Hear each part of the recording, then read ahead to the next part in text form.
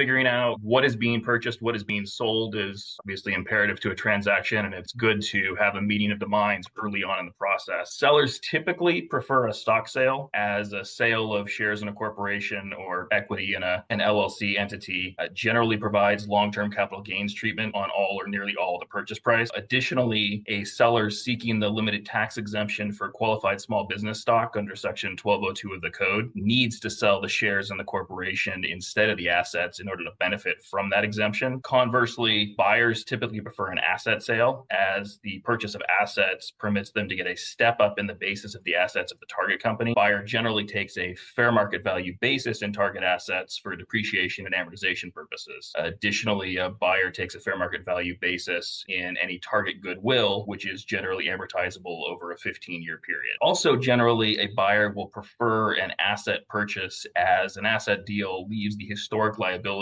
including tax liabilities, behind with the seller. One other tax-related issue that arises that can sometimes drive the decision to purchase assets versus stock or vice versa is whether or not the buyer wants or needs to continue using the target's employer identification number, or EIN. Generally, we see this as an issue if the EIN is used for government or other customers on an ongoing basis, and is therefore very important to the acquisition of that entity and kind of incorporating it into the larger group.